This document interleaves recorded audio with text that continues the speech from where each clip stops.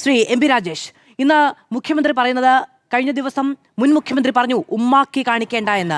ഇത് നിങ്ങളുടെ കഴിഞ്ഞ 10 വർഷക്കാലത്തെ ഭരണത്തിന് നേരെ വെച്ച കണ്ണാടിയാണ്. 5 ലക്ഷം കോടിയുടെ കടമടക്കം കഴിഞ്ഞ 10 വർഷക്കാലത്തെ കെടുകാര്യസ്ഥത ചൂണ്ടിക്കാണിക്കുന്നു എന്നാണ് CPM അതിനെ പ്രതിരോധിക്കുന്നത്. നിങ്ങൾക്ക് നുണയുടെ പെരുമഴക്കാലത്തിനിടയിലും ചില സത്യങ്ങൾ അംഗീകരിക്കേണ്ടി വരുന്നു എന്നുള്ളതാണ് മുൻ ധനമന്ത്രി KN ബാലഗോപാൽ വാർത്താ സമ്മേളനത്തിലും കുറച്ചു മുമ്പ് ഫേസ്ബുക്കിലും ഇട്ടത്. VD സതീശൻ കേരളം മുഴുവൻ നടന്നു പറഞ്ഞ 6 ലക്ഷം കോടിയുടെ കടം എവിടെ എന്ന ചോദ്യമാണ്. ഇത് ഉമ്മാക്കിയാണോ കണ്ണാടിയാണോ?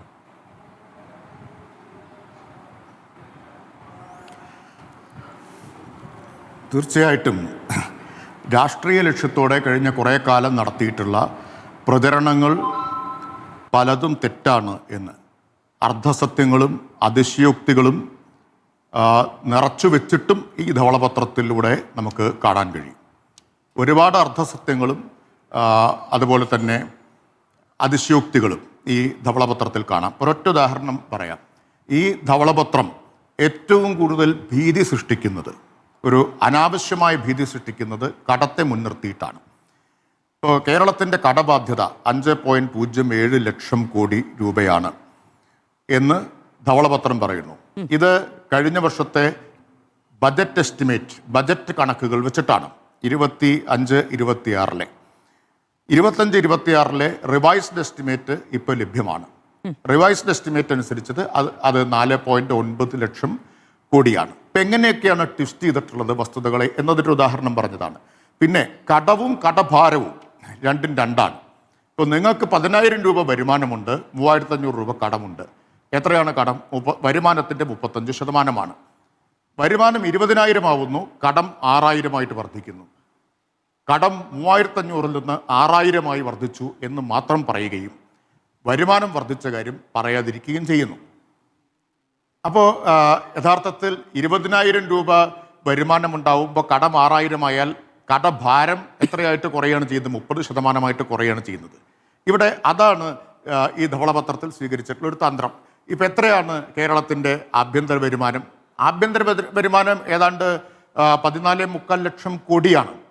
14.25 ലക്ഷം കോടിയാണ്. അപ്പോഴാണ് കടം വർദ്ധിക്കുന്നത്. അപ്പോൾ കടം വർദ്ധിച്ച കണക്ക് മാത്രം പറയുന്നു. യഥാർത്ഥത്തിൽ സാമ്പത്തിക ശാസ്ത്രത്തിൽ ആരും ഈ കേവലമായിട്ടുള്ള കടത്തിൻ്റെ അടിസ്ഥാനത്തിലല്ല കാര്യങ്ങളെ അവതരിപ്പിക്കുക. സാധാരണ അനുപാതമാണ്. ഇപ്പോൾ ഇന്ത്യയുടെ കടം എന്ന് പറഞ്ഞാൽ എങ്ങനെയാണ്? കടഭാരം എന്ന് പറഞ്ഞാൽ ഡെപ്റ്റ് GDP റേഷ്യോ ആണ്. ഇന്ത്യയുടെ മൊത്തം ആഭ്യന്തര ഉൽപാദനവും കടവും തമ്മിലുള്ള അനുപാതം. അതുപോലെ സംസ്ഥാനത്തിൻ്റെ കടഭാരം എന്ന് പറഞ്ഞാൽ ഡെപ്റ്റ് GSDP റേഷ്യോ ആണ്. ഗ്രോസ് സ്റ്റേറ്റ് ഡൊമസ്റ്റിക് പ്രോഡക്റ്റും കടവും തമ്മിലുള്ള അനുപാതം. അപ്പോൾ കേരളത്തിൻ്റെ GDP ആഭ്യന്തര വരുമാനം പല മടങ്ങായിട്ട് കഴിഞ്ഞ കുറച്ചു കാലത്തിനിടയിൽ വർദ്ധിച്ചിട്ടുണ്ട്. ഒരു 10 വർഷത്തിനിടയിൽ ഏതാണ്ട് ഇരട്ടിയായിട്ടെങ്കിലും ഇത് വർദ്ധിച്ചിട്ടുണ്ട്. അപ്പോൾ അത് പറയാതിരിക്കുകയും കടം മാത്രം വർദ്ധിച്ചു എന്ന കേവല കണക്ക് പറയുകയും ചെയ്യുന്ന ഒരു തട്ടിപ്പ്, ഒരു വഞ്ചനാപരമായ സമീപനം നമുക്കിതിൽ കാണാം. അപ്പോൾ എന്തിനാണ് കടത്തെ മുൻനിർത്തി ഇത്ര? ഇനി വേറൊരു കണക്ക് കൂടി നമുക്ക് നോക്കാം. ഇപ്പോൾ കടത്തിൻ്റെ കാര്യം എടുത്ത് നോക്കിക്കഴിഞ്ഞാൽ ഇന്ത്യയിലെ കടത്തിൻ്റെ കാര്യത്തിൽ CAG റിപ്പോർട്ടാണ് കേട്ടോ ഞാൻ ഉദ്ധരിക്കുന്നത്. CAGയുടെ ഡീക്കേഡൽ സ്റ്റേറ്റ് ഫൈനാൻസ് റിപ്പോർട്ട് പ്രകാരം ആഭ്യന്തര കടം കഴിഞ്ഞ 10 വർഷത്തെ വളർന്ന തോതിൽ കേരളം 18ാം സ്ഥാനത്താണ്. 18ാം സ്ഥാനത്താണ് നിൽക്കുന്നത്. അപ്പോൾ കടത്തിൻ്റെ കാര്യത്തിൽ ഭീതിജനകമായൊരു സ്ഥിതി ഇല്ല എന്നതാണ് വസ്തുത. പക്ഷെ എന്തിനായി ഭീതി ഉണ്ടാക്കുന്നത്? ഭീതി ഉണ്ടാക്കുന്നത് വളരെ വ്യക്തമായ ലക്ഷ്യത്തോടെയാണ്, ബോധപൂർവമാണ്. തുടർന്ന് അങ്ങോട്ട് ധവളപത്രത്തിൻ്റെ ശുപാർശകൾ നോക്കിയാൽ, ഉള്ളടക്കം നോക്കിയാൽ നമുക്ക് കാണാൻ കഴിയും. എന്നിട്ട് പറയുന്നു ഈ റവന്യൂ ചെലവ് പെരുകുന്നു, 77% ശമ്പളവും പെൻഷനും കൊടുക്കാനാണ്. തെറ്റാണ്. 42% ശമ്പള പെൻഷൻ ചെലവുകൾ വരുന്നത്. ഈ 77% എന്ന കണക്ക് എങ്ങനെ വരുന്നത്? അതാ ഞാൻ പറഞ്ഞ അർദ്ധസത്യമാണ്.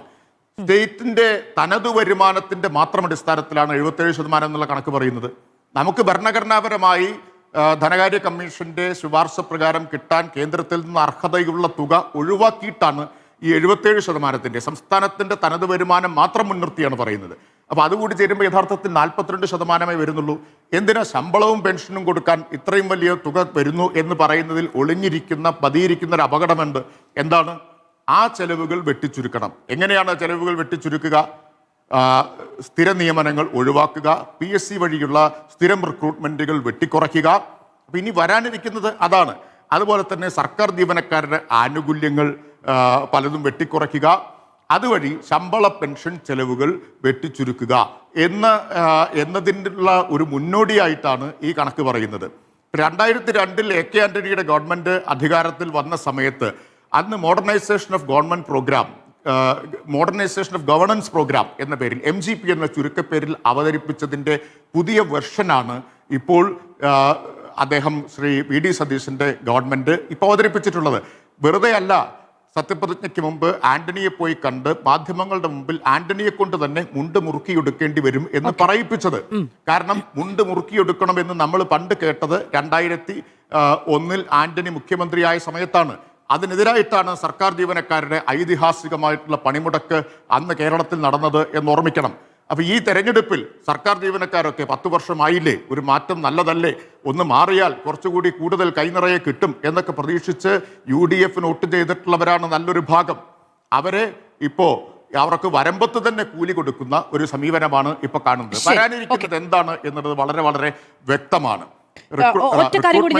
കുറയ്ക്കാൻ പോകുന്നു, ജീവനക്കാരുടെ ആനുകൂല്യങ്ങളിൽ കൈവയ്ക്കാൻ പോകുന്നു എന്നതിന്റെ ഒരു കാര്യം ചോദിച്ചോട്ടെ, അങ്ങ് വളരെ ചുരുങ്ങിയ വാക്കുകൾ 1-2 സെന്റൻസ് പറയണമെന്നാണ് ഞാൻ വിചാരിക്കുന്നത്.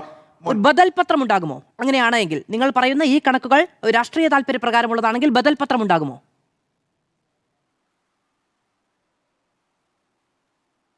അതിപ്പോ ചർച്ച ചെയ്തിട്ടുള്ള കാര്യമല്ലാത്തതുകൊണ്ട് എനിക്കിപ്പോ പറയാൻ പറ്റില്ല. ശരി.